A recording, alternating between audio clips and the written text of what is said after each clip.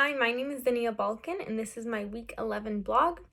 The article I chose is Drawing Art into the Discussion of Writing Assignments.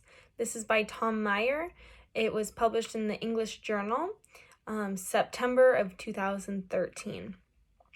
So this article starts off by talking about a little bit of how kids are oftentimes graded and put numbers on that are maybe unnecessary. For example, he was talking about his English language learners and how when they took this test with their writing in terms of comprehension, the lowest score was second grade and into 8 months, which is really not an accurate score because they were in 9th grade, and it's not really fair because they are English language learners and their accomplishments from where they were to where they are now were not really taken into consideration.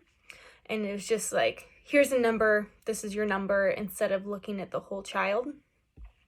And then he got into talking more about how art can help the teacher and the students.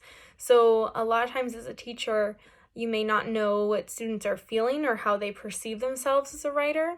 And so asking students to illustrate a picture of them writing sometimes gives a lot of insight onto how they're feeling and can be a good segue into discussing more about writing without it being so intimidating. For example, there's this one illustration entitled Myself as a Writer This Summer, and this was taken from a summer program when they asked students to draw themselves.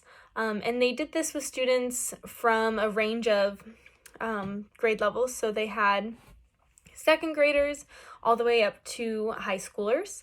This one is from a second grader, and she drew herself along with a friend and a teacher writing. Everyone is smiling. But what we took from this picture is that she sees writing as a social event. So she's with her friend, the teacher is involved, and you can see on the background that people are sharing their writing. So for her, possibly the fun part of writing is the sharing part, is what we got from that picture.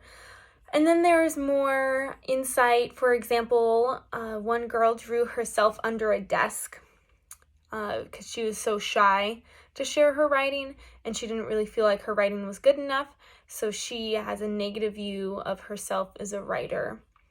And there's a lot of examples and images, but what I took from this that I would really like to use is one, a lot of students are not initially interested in writing, and many students love art, and incorporating both of them into a lesson could be fun for the student and even give myself insight on how they see themselves as a writer, if they have a positive mindset, if they may have to need more of a growth mindset, if it's intimidating for them.